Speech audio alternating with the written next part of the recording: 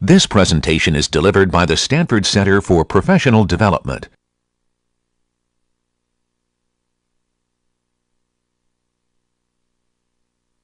Okay, so welcome back. And what I want to do today is talk about, is wrap up our discussion on factor analysis. And in particular, what I want to do is step through parts of the derivation for EM for factor analysis, because again, there are a few steps in the EM derivation that are particularly tricky, and there are specific mistakes that people often make on deriving EM algorithms or algorithms like factor analysis. So I want to show you how to do those steps right, so you can apply the same ideas to other problems as well. And then in the second half or so of this lecture, I'll talk about principal component analysis, which is a very powerful algorithm for dimensionality reduction. You'll see later what that means. So just to recap, in the previous lecture, I described a few properties of Gaussian distributions. One was that if you have a random variable, a random value vector x that can be partitioned into two portions, x1 and x2, and if x is Gaussian with mean mu and covariance sigma, where mu is itself a partition vector, and sigma is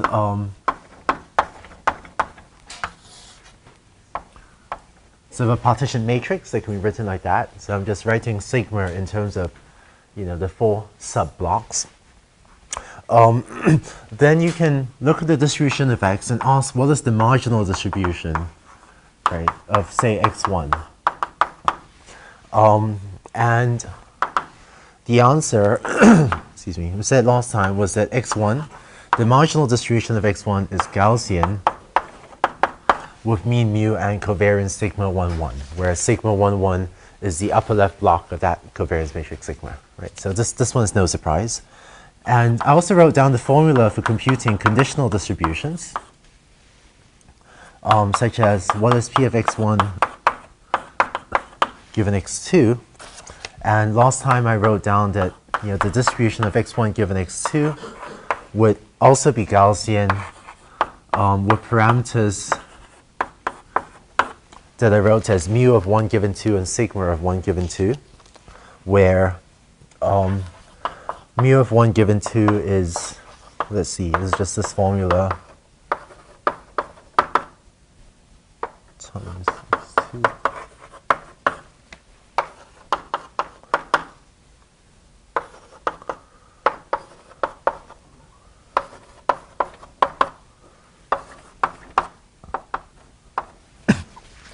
Okay, so with these formulas, we'll be able to look at a pair of joint Gaussian random variables, x1 and x2 here are both vectors, and compute the marginal and conditional distributions of p of x1 or p of x1 given x2. So when I come back and derive the E step, actually, well, I'll come back and use the marginal formula in a second, and then when I come back and derive the E step in the EM algorithm for factor analysis, I'll actually be using these two formulas again. Okay? And again, just to continue summarizing what we did last time, we said that in factor analysis, our model, let's see, this is an unsupervised learning problem, and so we're given an unlabeled training set, right, where each xi is a vector in Rn as usual. And we want to model the density of x. And our model for x will be that we imagine there's a latent random variable z that's generating, well, that's just zero mean and identity covariance.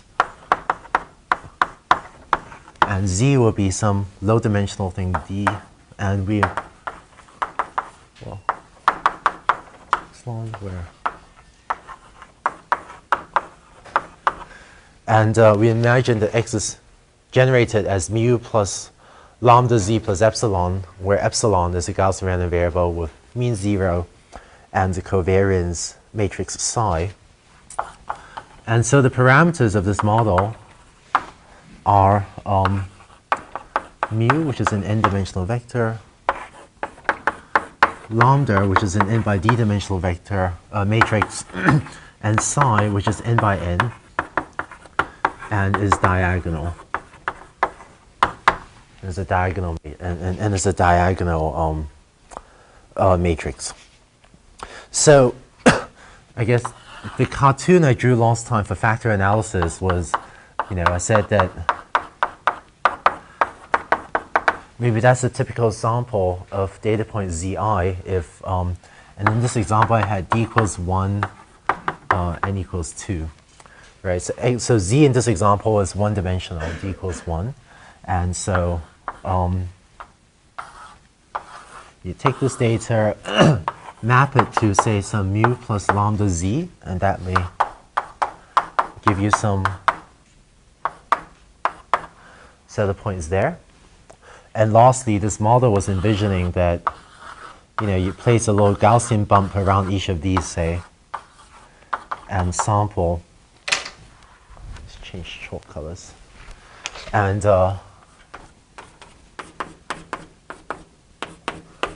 the x's are then maybe that would be a typical sample of the x's under this model. Okay.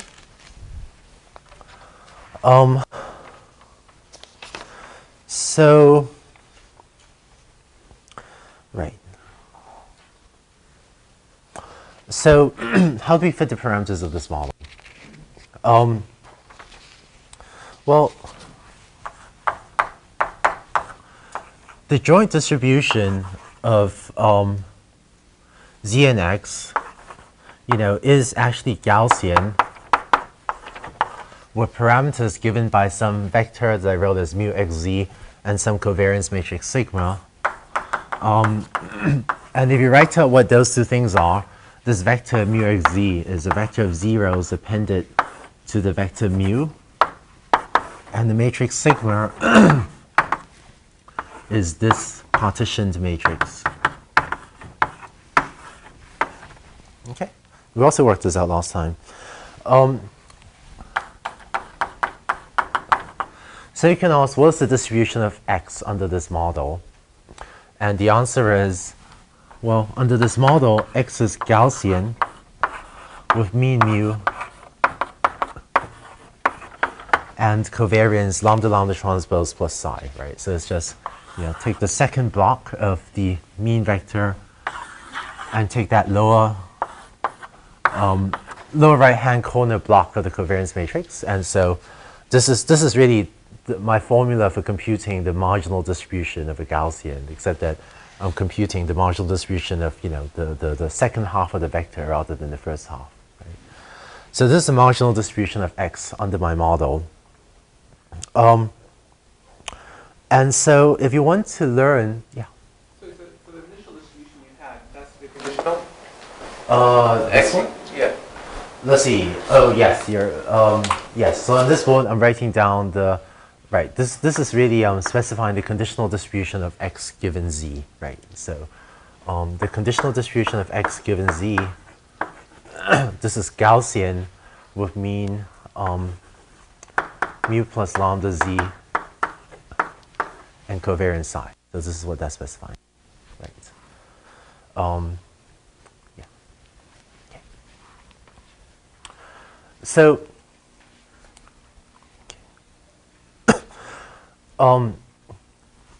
since this is the marginal distribution of x, given my training set of m unlabeled examples, I can actually write down the log likelihood of my training set, right? So, the log likelihood of my training set, actually, let me just write down the likelihood, right? So the likelihood of my, the likelihood of my parameters given my training set is the product from I equals 1 to m of p of xi, given the parameters, right? And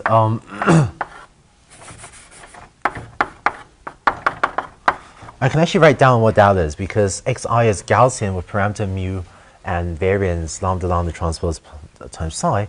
So you can just write this down as, 1 over 2 pi to the n over 2, the determinant of, right, and then times e to the minus 1/2, x,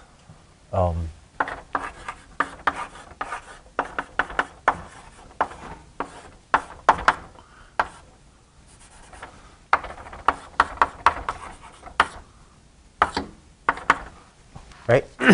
So that's my formula for the density of a Gaussian that has mean mu and covariance lambda lambda transpose plus psi. Okay? So this is my likelihood of the parameters given a training set. And one thing you could do is actually take this likelihood and try to maximize it in terms of the parameters. Try to find the maximum likelihood estimate of the parameters. But if you do that, you find that if you sort of try, take logs to get the log likelihood, take derivatives, set derivatives equal to 0, you find that you'll be unable to solve for the maximum of this analytically. Right? And so you won't be able to solve this maximum likelihood estimation problem. If you take the derivative of this with respect to the parameters, set the derivatives equals to 0, and try to solve for the value of the parameters lambda, mu, and psi that maximizes. You won't be able to do that. And go and try to do it. So what we'll use instead to estimate the parameters in a factor analysis model will be the EM algorithm.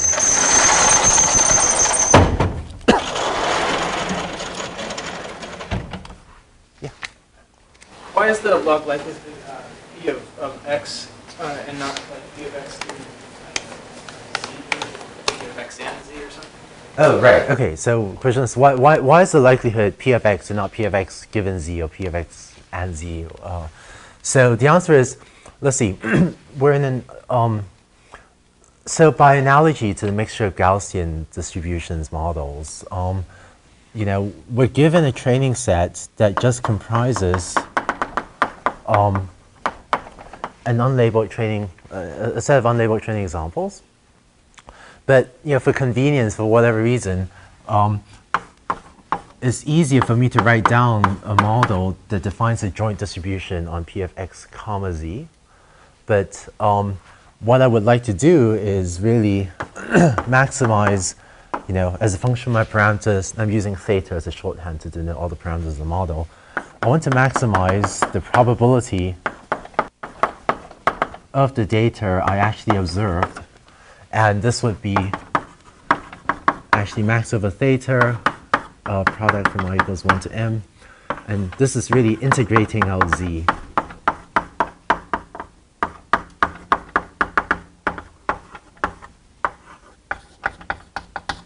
Okay, so I only ever get to observe the x's, and the z's are latent random variables or hidden random variables. And so what I like to do is do this maximization in which I've sort of implicitly integrated out z. Does that make sense? Okay, cool. Are there other questions about the factor analysis model?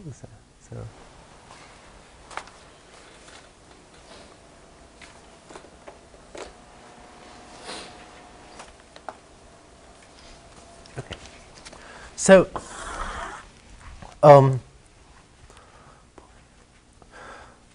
So here's the EM algorithm.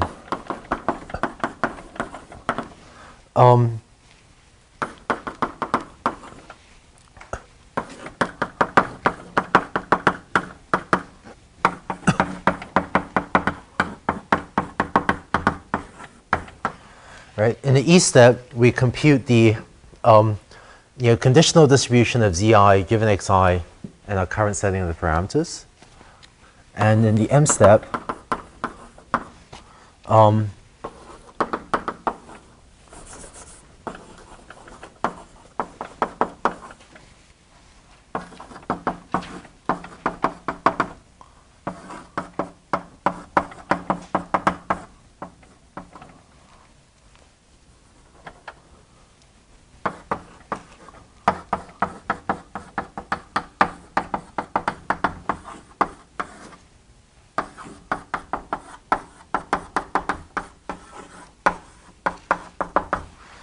and in the M step, we perform this maximization.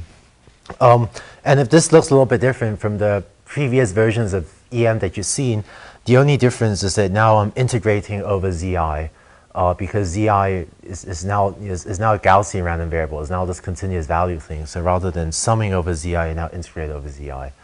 And if you replace this integral over sum, get rid of the dZi, then this is exactly the M step you saw when we worked it out for the mixture of Gaussians model and the other models. So it turns out that in order to implement the E step and the M step, there are just two little things. Actually, there are actually sort of three key things that are different from the models that you saw previously. So I want to talk about them. The first one is that the first of the three is maybe the simplest, which is that in the E step, Z is now a continuous value random variable. And so, you now need a way to represent these continuous value densities, probability density functions, to represent Qi of Z. So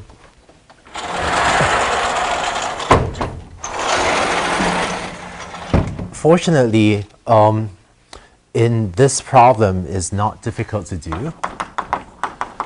And in particular, right, the conditional distribution of Zi given Xi and our parameters, which I'm going to omit from this equation, is going to be Gaussian with mean and covariance given by, these two things that I write like that, where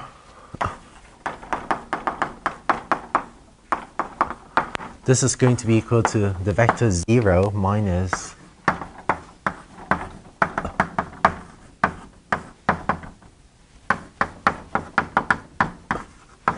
okay.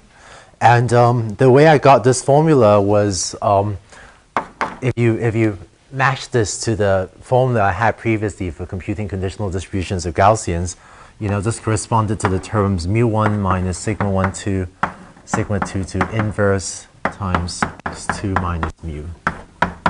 Okay, so those are the terms corresponding to the formula I had previously for computing the marginal distributions of a Gaussian. And that is going to be given by,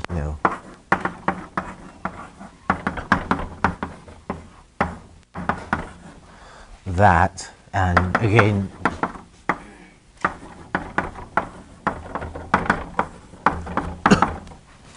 those are the terms corresponding to the formulas I had for the very first thing I did, the formulas for computing conditional distributions of Gaussians.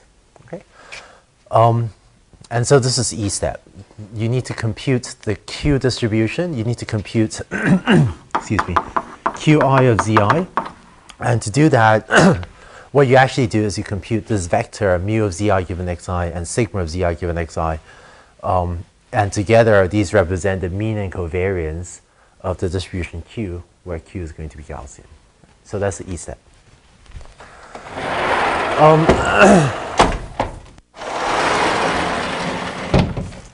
Now, here's the M step then. And let's mention there are sort of two ways to derive M steps for especially Gaussian models like these.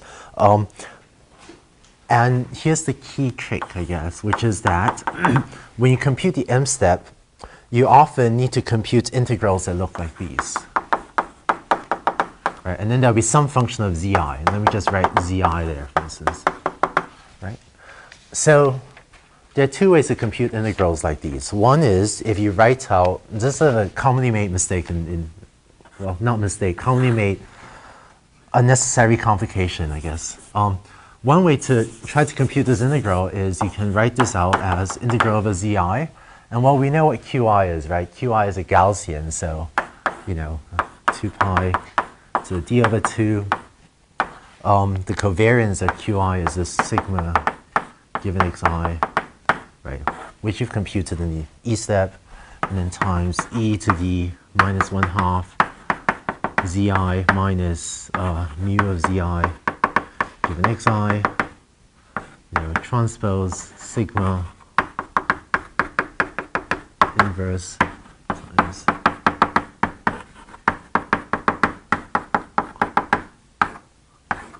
So that's my Gaussian density, and then times Zi dZi. Okay? And so writing this out is the unnecessarily complicated way to do it, because once you've written out this integral, if you want to, actually integrate, that's the times, right? It's multiplication.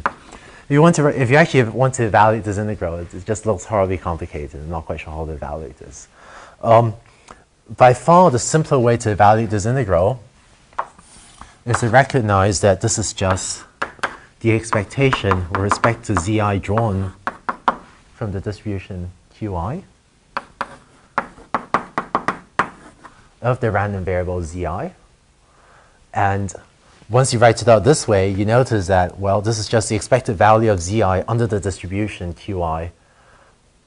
But Qi is a Gaussian distribution, with mean given by that mu vector and covariance given by that sigma vector. And so the expected value of Zi under this distribution is just mu of Zi given Xi. Okay? Does that make sense? So by making this observation that this is just an expected value, this is a much easier way to compute that integral.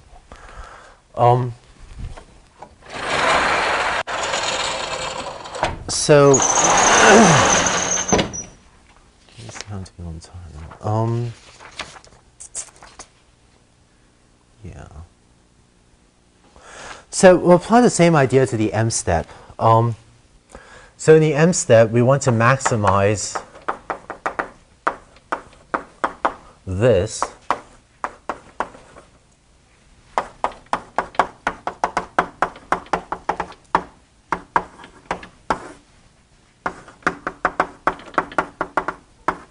right. There's also sum over I. There's also summation over I outside, but this is essentially the term inside the argmax of the M step, where I've taken the integral of a Zi and just observed that that just corresponds to an expectation with respect to the random variable Zi of this thing inside.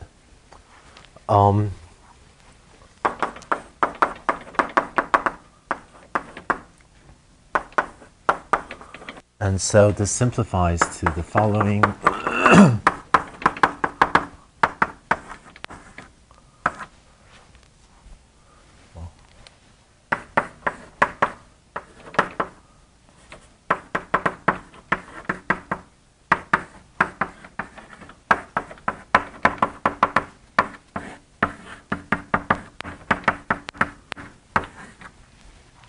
Okay. And it turns out, actually, all I did here was use the fact that, P of x given z times P of z equals P of x comma z, right? That's just combining this term and that term gives you the numerator in the original. And so it turns out that for factor analysis, in these two terms, this is the only one that depends on the parameters. The distribution P of Zi has no parameters because Zi was just drawn from a Gaussian with zero mean and identity covariance. Qi of Z is this fixed Gaussian. It doesn't depend on the parameters theta. And so in the M step, we really just need to maximize this one term with respect to our parameters, mu, lambda, and psi. Okay. So let's see.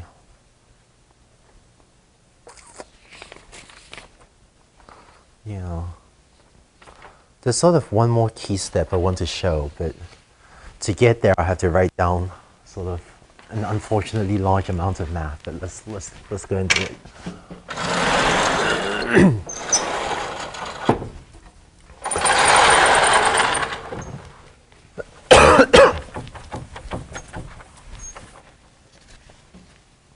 Okay. So in the M step, we want to maximize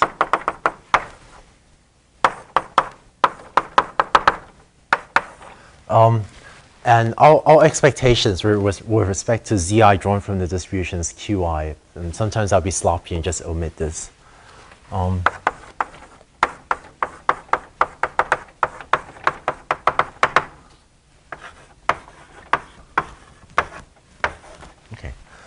And now,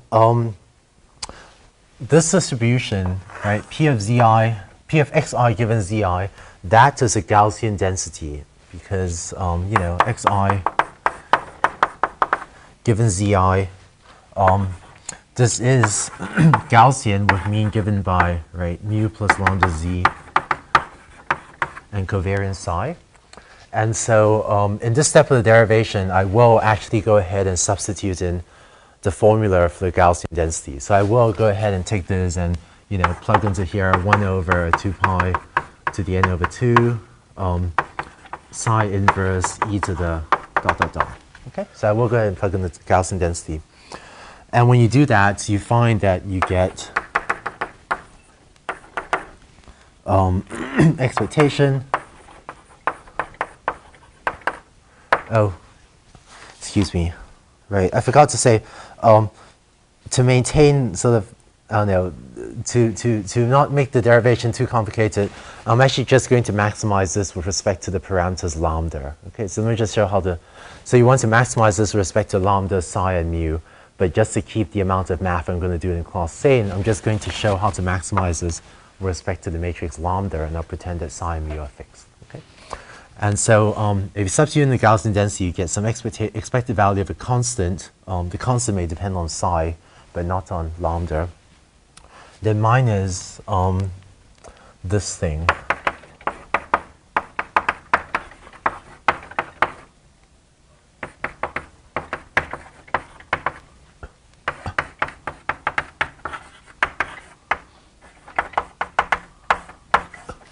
Okay, and this quadratic term essentially came from, you know, the exponent in your Gaussian density. When I take log of exponent, then you end up with this quadratic term.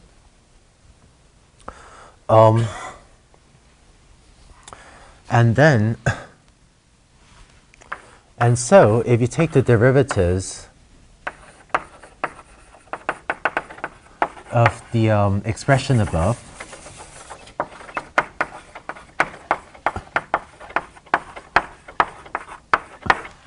with respect to the matrix lambda,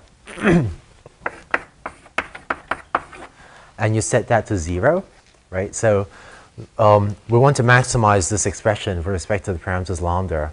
So you take the derivative of this with respect to lambda. Oh, excuse me. It's a minus sign. And set the derivative of this expression to 0. Set derivatives equal to 0 to maximize things, right? When you do that and simplify, you end up with the following.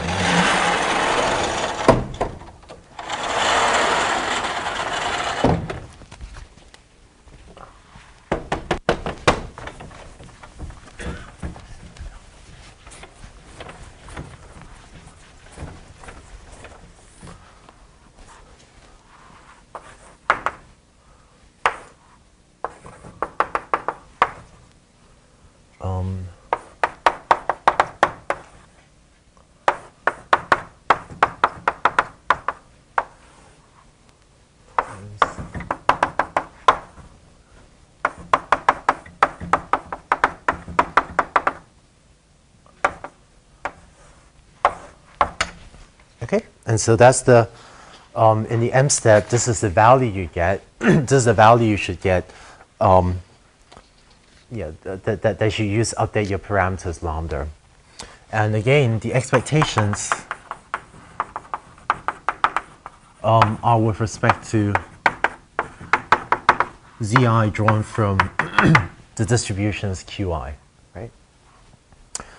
So the very last step of this derivation is we need to work out what these two expectations are.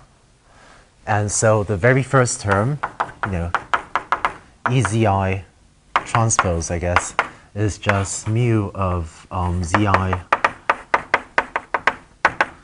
given Xi transpose because the Qi distribution has mean given by this and good, right?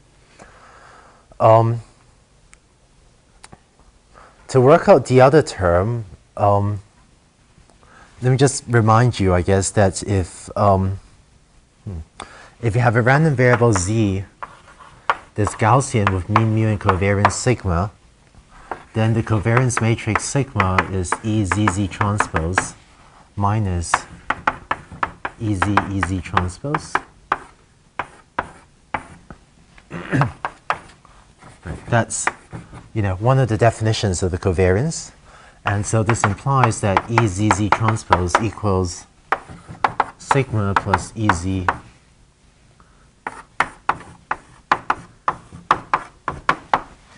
transpose. And so the second term here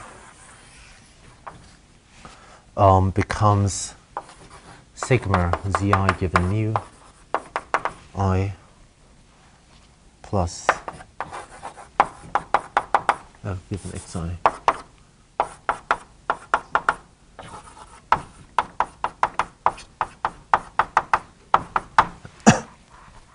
Okay. And so that's how you compute E of Zi transpose and E of Zi transpose and substitute them back into this formula. And you would then have your m-step update to the parameter matrix lambda. And the last thing I want to point out in this derivation is that it turns out it's partly because of the name EM algorithm, expectation maximization. One common mistake for the EM algorithm is in the E step, someone to take the expectation of the random variable Z, and then in the M step, they just plug in the expected value everywhere you see it. Right? So in particular, one common mistake in deriving EM for factor analysis is to look at this and say, oh, look, I see ZZ transpose. Let's just plug in the expected value under the Q distribution. And so we'll plug in that, right? Mu of Zi given Xi times mu of Zi given Xi transpose into that expectation. and this is an incorrect and that would be an incorrect derivation of EM. And because it's missing this other term, sigma of Zi given Xi. Okay, so one common misconception for EM is that in the E step, you just compute the expected value of the hidden random variable, and the M step, you plug in the expected value. And it turns out in some algorithms, that turns out to be the right thing to do. In the mixture of Gaussians and in the mixture of naive Bayes models, that would actually give me the right answer. But in general, the EM algorithm is more complicated than just taking the expected values of the random variables and then pretending that they were sort of observed at the expected values. Okay, so I want to go through this just to illustrate that step as well. And so just to summarize, the three key things to keep in mind that came up in this derivation were, one, for the E step, we had a continuous Gaussian random variable. And so to compute the E step, we actually compute the mean and covariance of the of the distribution Qi. The second thing that came up was in the M step, when you see these integrals, sometimes if you interpret that as an expectation, then the rest of the math becomes much easier. And the final thing was, again, in the M step, the EM algorithm is derived by a certain maximization problem that we solve. It's not necessarily just plugging the expected value of Zi everywhere. Okay.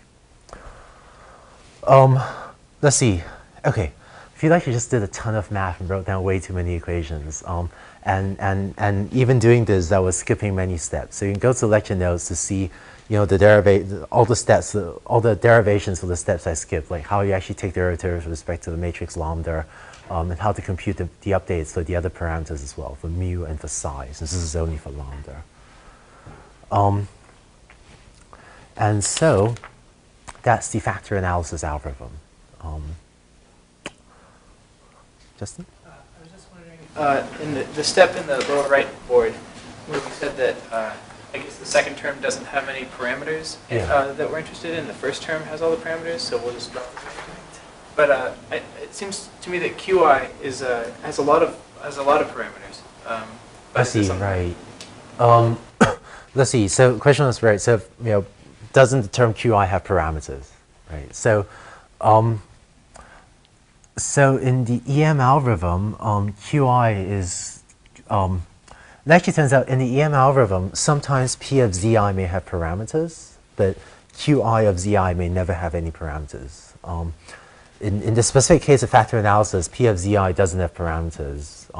In other examples, in a mixture of Gaussians, models say Zi was a multinomial random variable, and so in that example, P of Zi had some parameters. But it turns out that Q of zi will never have any parameters.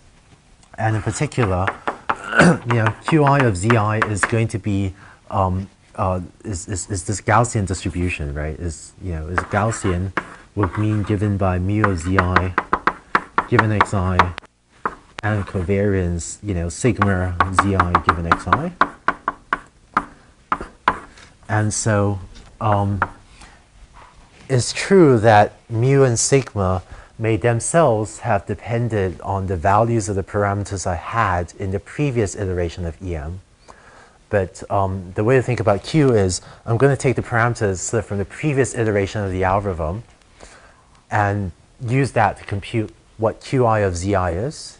And that's the E step in the EM algorithm. And then once I've computed what Qi of z is, then this is a fixed distribution. And I'm going to use these fixed values for mu and sigma and just keep these two values fixed as I run the M step. So those, okay, I guess I was confused because in the Yeah. the second point over, there's a lot of, it looks like they're parameters, but I guess they're old iterations of the parameters. Yeah, yes, you're right. Yeah, when I wrote down Qi of zi, it was a function of the parameters from the previous iteration, and I want to compute the new setting of parameters. Cool. Are there more questions?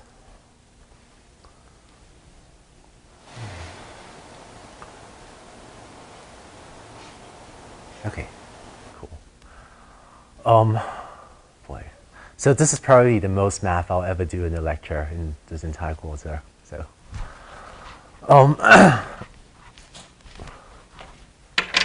let's now talk about a different algorithm.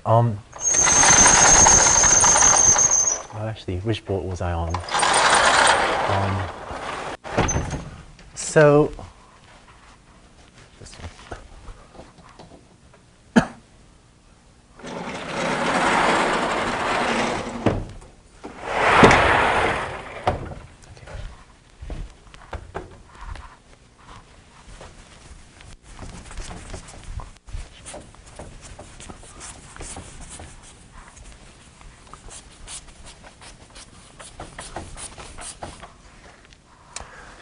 So what I want to do now is talk about an algorithm called principal components analysis.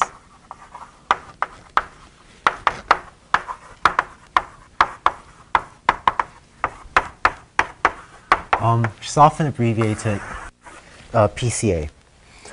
And here's the idea. PCA has a very similar motivation as factor analysis, but it sort of maybe gets at the problem a little bit more directly than just factor analysis. So the question is, given, right, so we're still doing unsupervised learning. So given a training set of m examples where each xi is an n-dimensional vector as usual, what I'd like to do is reduce it to a lower dimensional data set where k is strictly less than n, and often and quite often it'll be much smaller than n. So I'm going to give a couple of examples of why we want to do this. Imagine that you're given a data set that contains measurements, and unknown to you, I don't know, measurements of, I don't know, people or something. And unknown to you, whoever collected this data actually included the height of the person in centimeters as well as the height of the person in inches. And so because of rounding off to the nearest centimeter or rounding off to the nearest inch, the values won't exactly match up, but along 2 dimensions of this data anyway, it'll lie extremely close to a straight line, right? But it won't lie exactly on a straight line because of rounding off to the nearest centimeter or inch, but lie very close to a straight line. And so we have a data set like this. It seems that what you really care about is that axis, right? And this is sort of really, this axis is really the variable of interest. That's maybe the closest thing you have to the true height of a person. And this other axis is just noise, okay? And so if you can reduce the dimension of this data from two-dimensional to one-dimensional, then maybe you can get rid of some of the noise in this data. And quite often you won't know that this was cm and this was inches. You may have a data set with 100 attributes, but you just didn't happen to notice one was cm and one was inches. Right? Another example that I sometimes think about is, some of you know that my students and I work with autonomous helicopters a lot, right? And so if you imagine that you take surveys or quizzes or measurements of sort of radio-controlled helicopter pilots, maybe one axis you have measurements of your pilot skill, of how skillful your helicopter pilot is, and on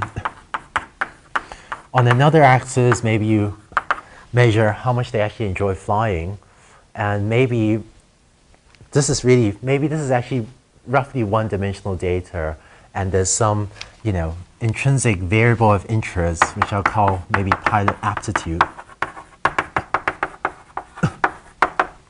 that somehow determines the skill and how much they enjoy flying something. And so again, if you can reduce this data from two dimensions to one-dimensional, maybe you have a slightly better measure of what I'm calling loosely pilot aptitude, which may be what you're really wanting to capture.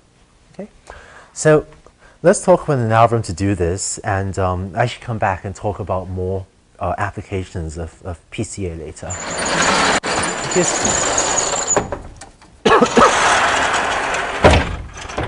So here's the algorithm.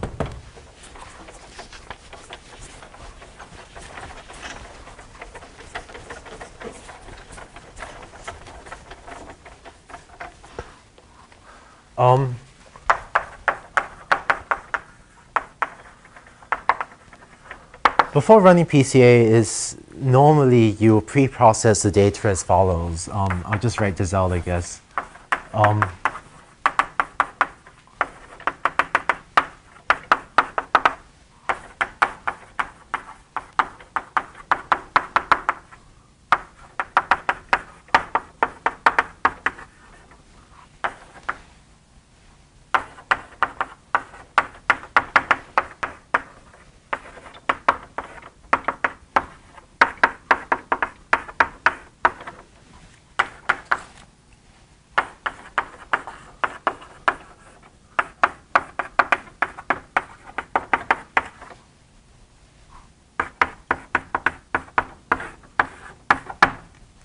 Okay, so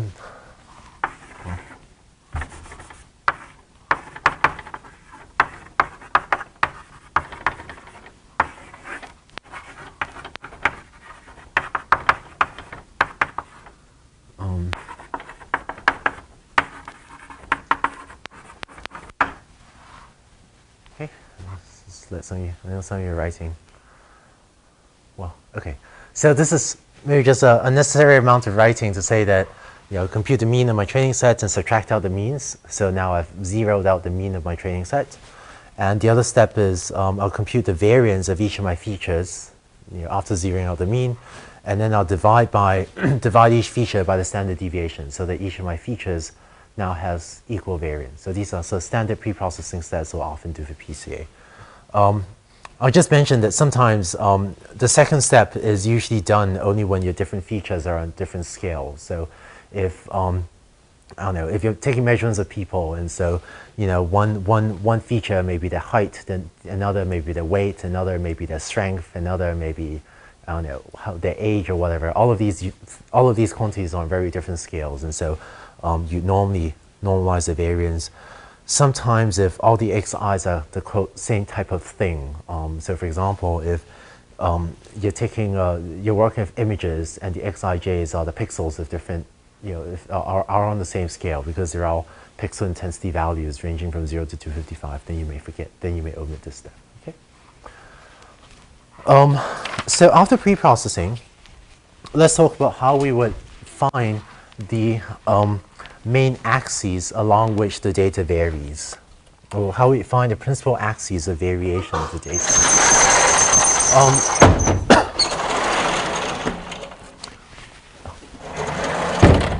And And so to do that,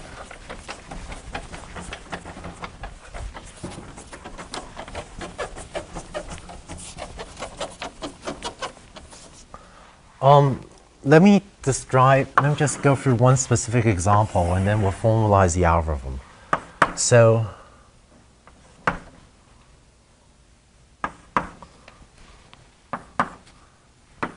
okay, here's my training set comprising 5 examples, and it has roughly 0 mean, and the variance on the x1 and x2 axes are the same. That's x1, that's my x2 axes. And so, the principal axis of variation of this data is roughly the positive 45-degree axis, right? So what I'd like to do is have my algorithm conclude that this direction that I've drawn with this arrow u is sort of the best direction onto which to project the data. So that the axis via which my data really varies. So let's think about how we formalize that, right? Well, one thing I want to look at is, suppose I take that axis. This is really the axis onto which I want to project on, that I want to use to capture most of the variation in my data. And then when I just take my training set and project it onto this line, right, then I'll get that set of points. Okay. And so you notice that those dots, the projections of my training set onto this axis, has very large variance, right? In contrast, if I were to choose a different direction, let's say this is really the orthogonal and the worst direction onto which to project my data. If I project all my data onto this axis,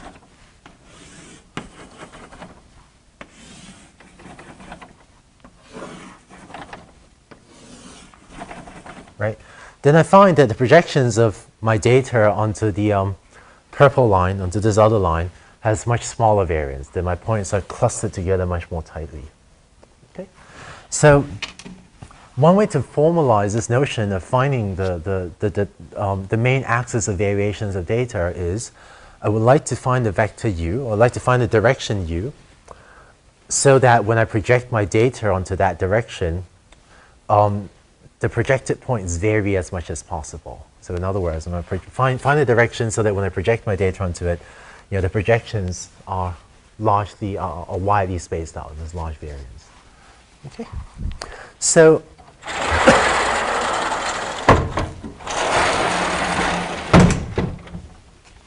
let's see.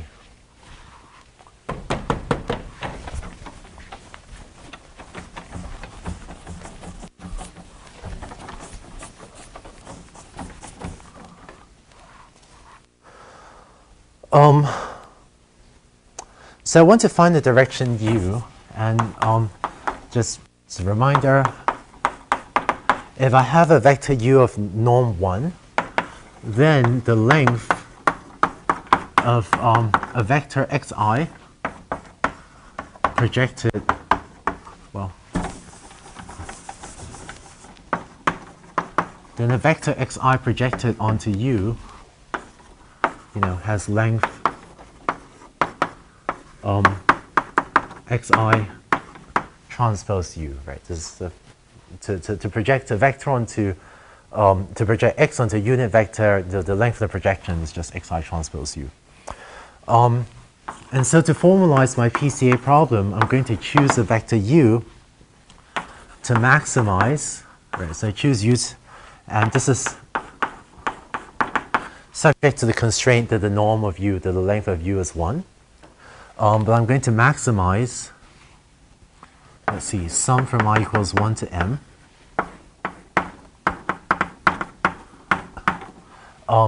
The length of the projection of the vectors x onto u. Okay? In particular, I want the sum of squared distances of the projections to be far from the origin. I want the projections of x onto u to have large variance. And just to simplify some of the math later, let me put a 1 over m in front. And so that quantity on the right is equal to 1 over m, so from my, let's see, u transpose xi times xi transpose u, right? And so you can simplify and I get this is U transpose times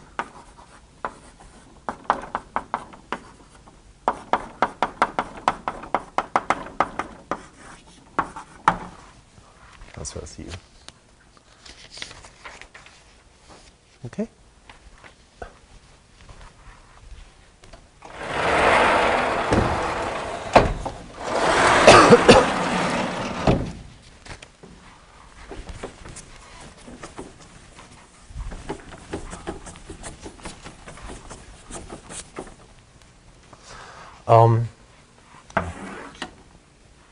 So I want to maximize U transpose times some matrix times U, subject to the constraint that the length of U must be equal to 1.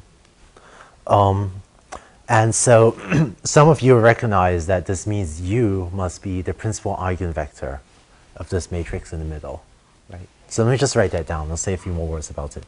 So this implies that U is the principal eigenvector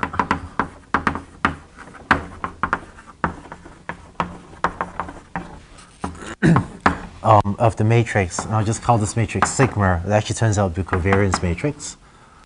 So from I equals 1 to m transpose. Okay. Actually, let's check. How many of you are how many of you are familiar with eigenvectors? Wow, cool. Most of you, almost all of you. Great. Yeah. Well. What I'm about to say is very extremely familiar, but this is worth saying anyway. Right. So if you have a matrix A and you have a vector U, and they satisfy AU equals lambda U, then this is what it means for U to be an eigenvector of the matrix A.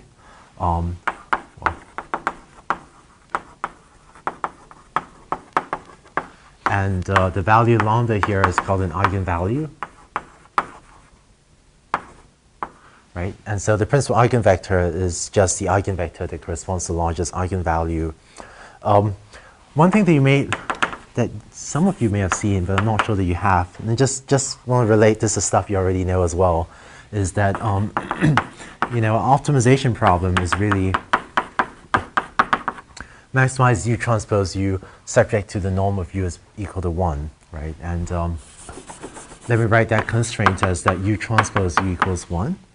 And so to solve this sort of, you know, constrained optimization problem, you write down the Lagrangian minus lambda, right? Where that's the Lagrange multiplier.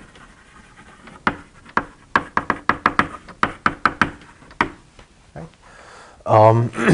And so because this is a constrained optimization, right? And so to actually solve this optimization, you take the derivative of L with respect to U, and that gives you sigma U minus lambda U.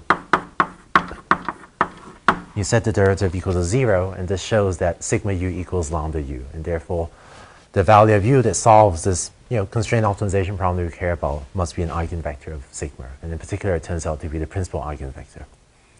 Okay. So, just to summarize, what have we done? We've shown that given a training set, if you want to find the principal axis of variation of data, if you want to find, you know, the 1D axis on which the data really varies the most, what we do is we construct the covariance matrix sigma, the matrix sigma that I wrote down just now, and then you would find the principal eigenvector of the matrix sigma. And this gives you the best 1D subspace onto which to project the data.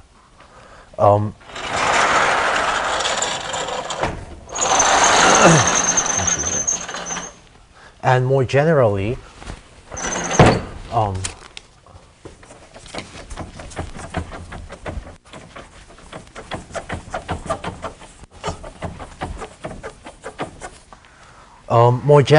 you would choose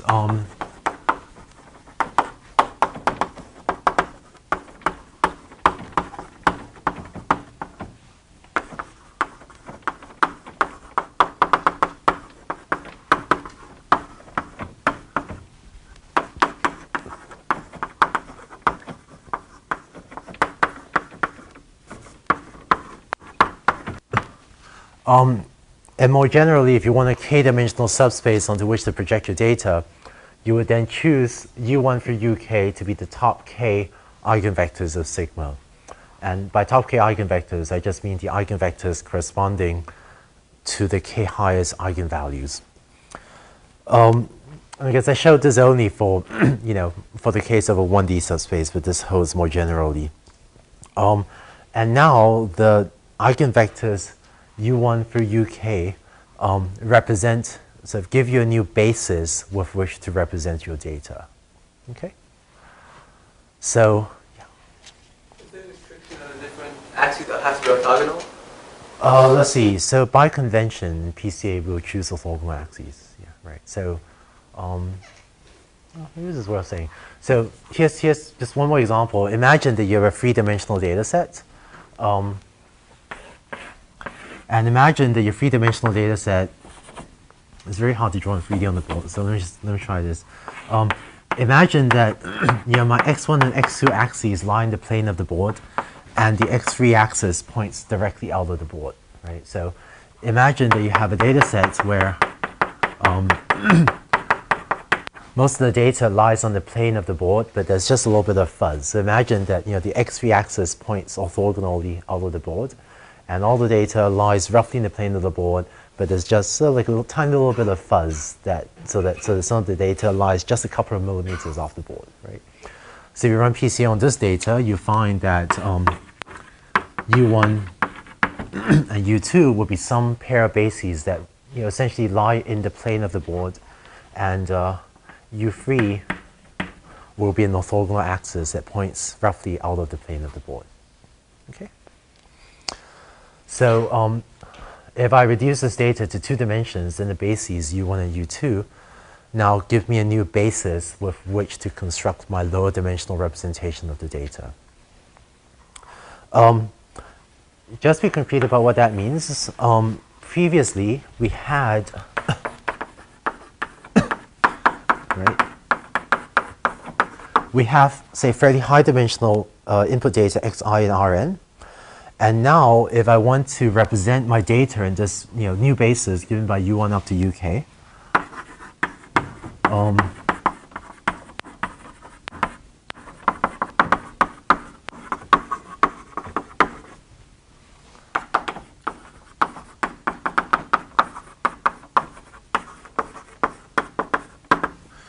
is that I would take each of my original training examples xi, and I would now represent it or replace it with a different vector, which I call yi, and that will be computed as u1 transpose x I, u2 transpose xi.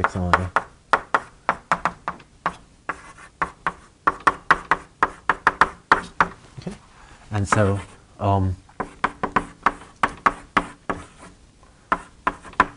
the yi's are going to be k-dimensional, where k will be less, your choice of k will be less than n. So this represents a low dimensional representation of your data. And this represents sort of an approximate representation of your original data, where you're using only k numbers to represent each training example rather than n numbers.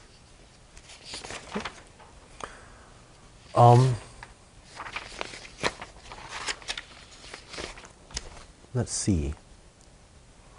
Yeah. Okay. Yeah. Not to have eigenvectors and have some sort of trivial eigenvectors? Is it possible to not have eigenvectors but have trivial eigenvectors? Yeah, it's only determined by your data sampling. Is that a condition where you need to restrict the type of data? Let's see. What do you mean by trivial eigenvectors?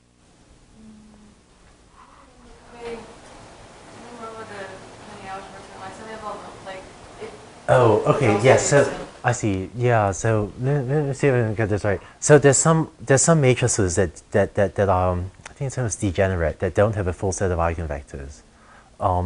Sorry, deficient, I think is what it's called. Is that right, Zico? Yeah. So there's some matrices that are deficient and actually don't have a full set of eigenvectors. So then we, like an n by n matrix that does not have n distinct eigenvectors. But that turns out not to be possible in this case because the covariance matrix sigma is symmetric, and symmetric matrices are never deficient. So the matrix sigma will always have a full set of eigenvectors. It's possible that, you know, if you, yeah. There's one other issue which is repeated eigenvalues. So for example, it turns out that in this example, if my covariance matrix looks like this, right, you know, 0.01, I guess, right? It turns out that the identity of the first two eigenvectors is ambiguous. And by that I mean you can choose this to be U1 and this to be U2, or I can just as well rotate these eigenvectors. I can choose that to be U1 and that to be U2, or even, you know, choose that to be U1 and choose that to be U2, and so on. And so when you apply PCA, one thing to just keep in mind is sometimes eigenvectors can rotate freely within their subspaces when you have repeated eigenvalues or close to repeated eigenvalues. And so the way to think about the vectors U is think of it as a basis with which to represent your data, but you know, the basis vectors can sometimes rotate freely, and so it's not always useful to look at the eigenvectors one at a time and say, you know, this is my first eigenvector and it's capturing whatever, the height of the person. This is my second eigenvector, it captures the skill at this task or whatever. That's a very dangerous thing to do when you look at when you do PCA. What is meaningful is the subspace spanned by the eigenvectors, but looking at the eigenvectors one at a time is sometimes a dangerous thing to do. Okay? Because they can often rotate freely, or tiny numerical changes can cause eigenvectors to change a lot. But the subspace spanned by the top k eigenvectors will usually be about the same. All right. So,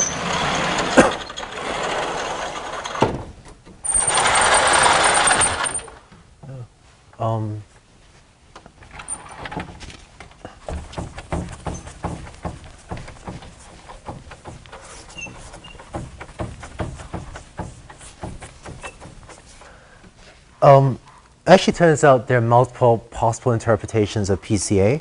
I'll just give one more without proof, which is that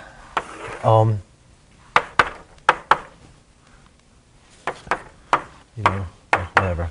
Given a training set like this, another view of PCA is, and let me just choose the direction. This is not the principal components, right? And choose some direction and project my data onto it. This is clearly not the direction PCA would choose. But what you can think of PCA as doing is choose a subspace onto which to project your data so as to minimize the sum of squares differences between the projections and the original points. So in other words, another way to think of PCA is trying to minimize the sum of squares of these distances between, you know, the dots, the points x and the dots onto which I'm projecting the data. And it turns out there are actually, I don't remember, there's sort of like 9 or 10 different interpretations of PCA, and this is another one. There are a bunch of ways to derive PCA, and you get to play with sort of PCA ideas more in the next problem set. What I want to do next is okay. Actually, what I want to do next is talk about a few applications of PCA. So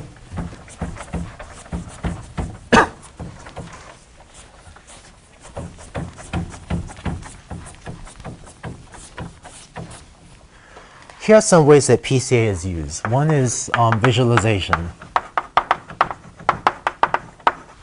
right?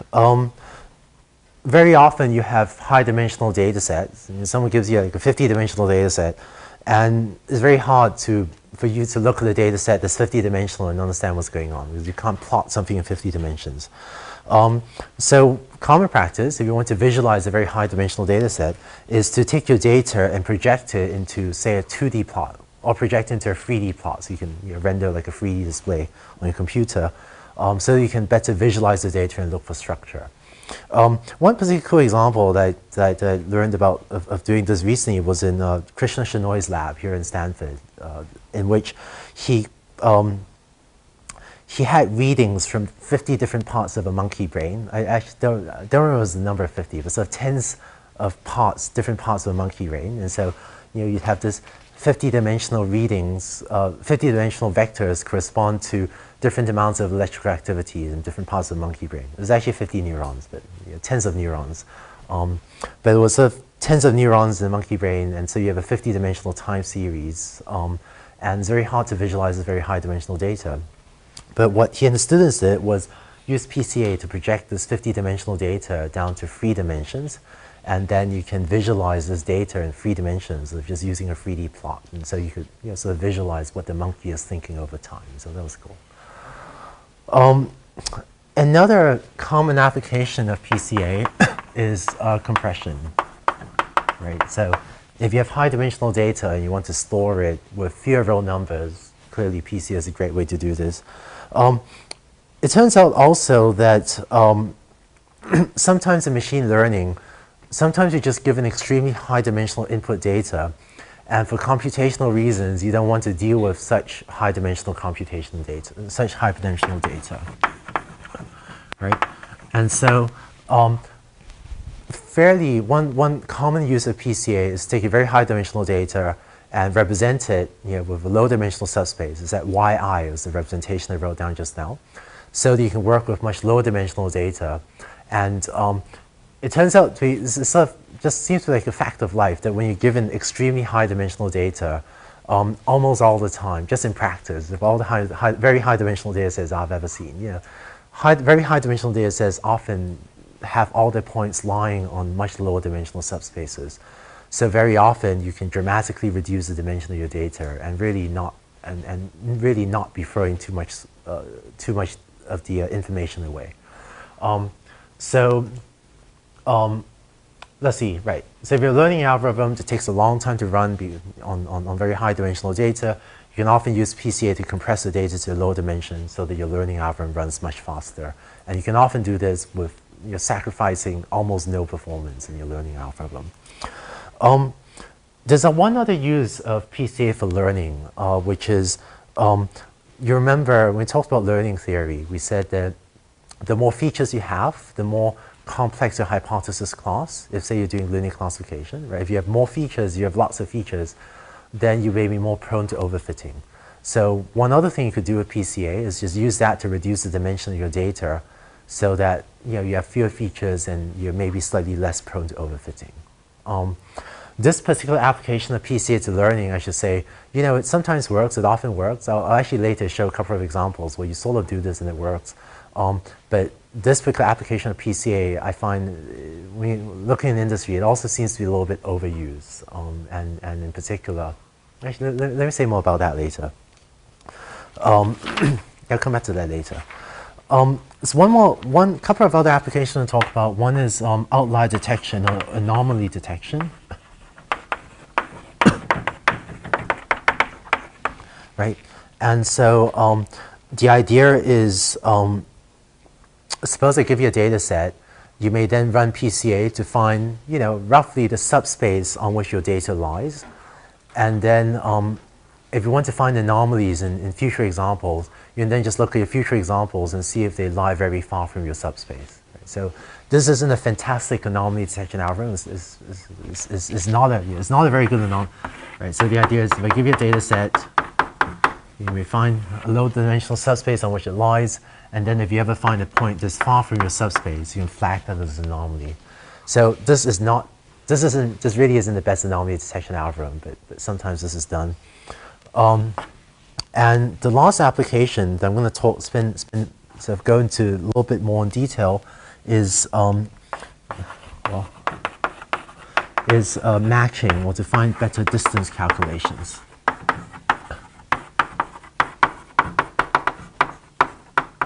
So, and let me say what I mean by this. And I'll go into much more detail on this last one.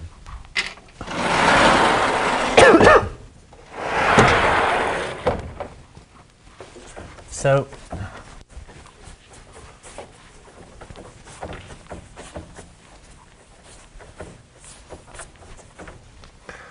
here's the idea. Let's say you want to do face recognition. I need to use my laptop later. Just make sure it's well. Let me just wake this up first. Okay.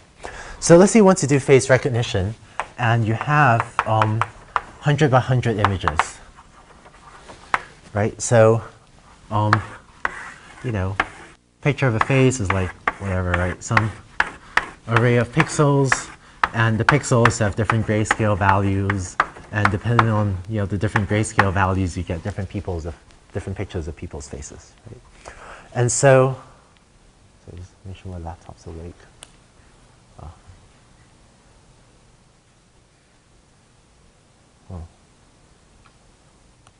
Okay. So if you have 100 by 100 pixel images, then think of each face as a 10,000 dimensional vector, which is very high dimensional. And useful cartoon to keep in mind, and think of, here's my plot of my 100-dimensional space, right? And if you look at a lot of different pictures of faces, each face will be some point in this 100,000 dimensional space. And in this cartoon, I want you to think of it as maybe most of this data lies on a relatively low dimensional subspace, because in this 10,000 dimensional space, really not all points correspond to valid images of faces, right? The vast majority of values, the vast majority of sort of 10,000 dimensional images just correspond to random noise-like looking things and don't correspond to a valid image of a face. But instead, the space of possible face images probably spans a much lower dimensional subspace. Okay? Shoot. My laptop's not waking up for some reason. Let me see if I'm... Sorry. Okay, let's see if this works. Oh, okay. And so what we'll do is we'll use PCA to find the low dimensional subspace on which the data lies. And in practice, a PCA dimension of 50 would be fairly typical. And right, so think of, there's some axes that really measure the shape or the appearance of a face. And there are some other axes that we're not interested in that are maybe just random noise. So what we'll do is, for face recognition, I might give you a picture of a face and ask you what face looks the most similar to this. And we give you a picture of someone and ask you, can you find other pictures of the same person? And so, the key step to do that, right, is to look at two faces and to compare how similar these two faces are. So, okay. And so here's how we'll use PCA. Given a face there and a different face there, the way I measure the distance between these two faces is I won't just measure the Euclidean distance similarity. Instead, I'll take this face and project it onto my 50-dimensional subspace. And take this, project it onto my 50-dimensional subspace, and measure the similarity between those 2 points in the subspace. Okay? And so when I do that, I may end up with a face here and a face here that look very far apart in the original space, but when I project them onto the subspace, they may end up looking much more similar.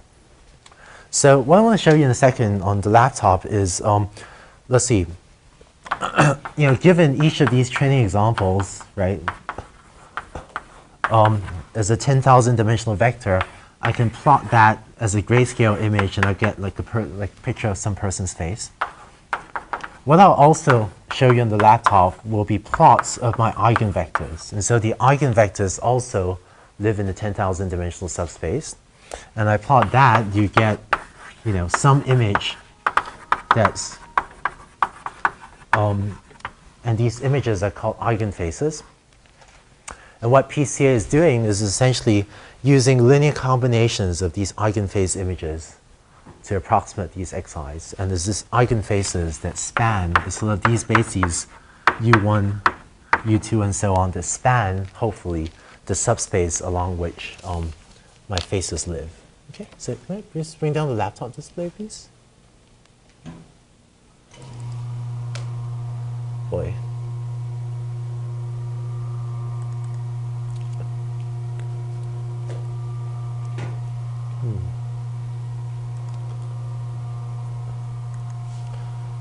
Sorry about running a bit late. I'm not sure what my laptop's doing.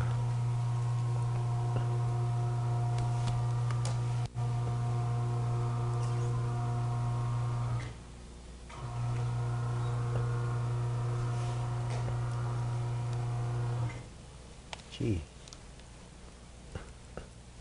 Still seems to be slowly.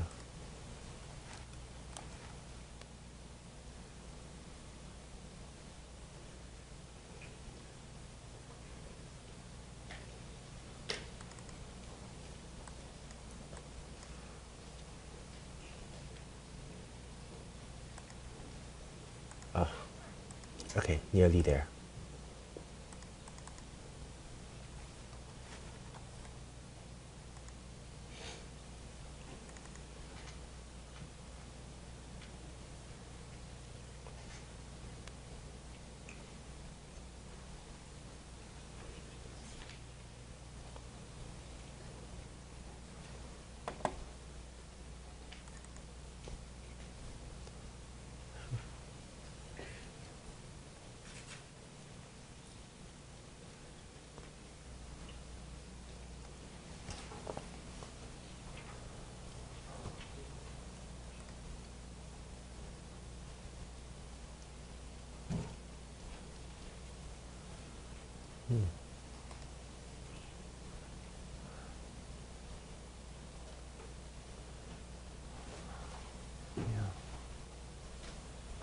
Yeah, I have no idea why it's taking so long to start it right now. But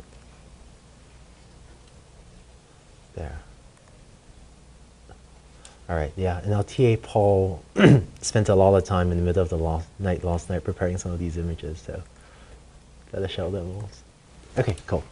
So here's a training set comprising aligned images like these, much larger set than is shown here.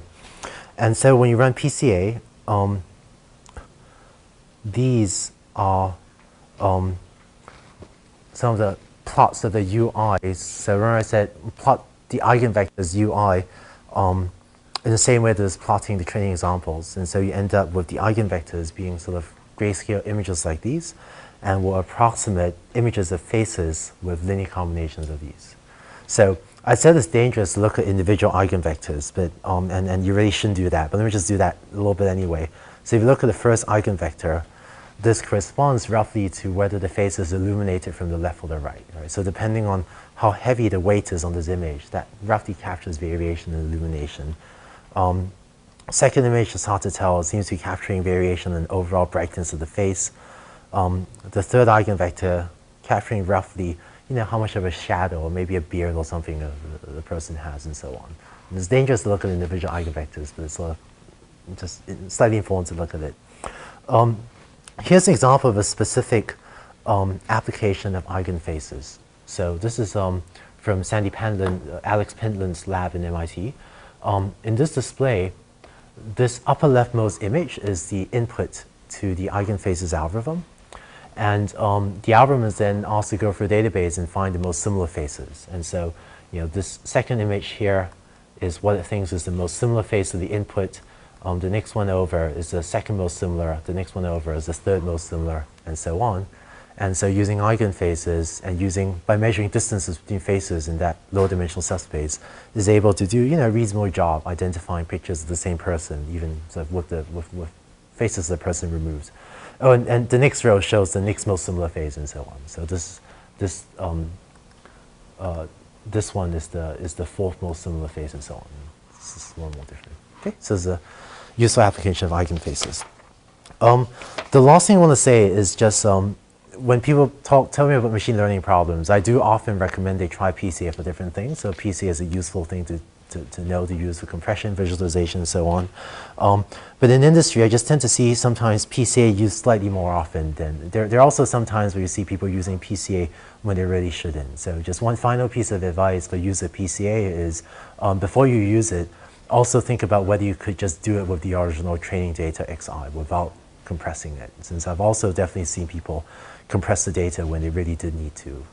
But having said that, I also often advise people to use PCA for various problems. It also works. Okay, sorry about running late. Let's wrap up for today then.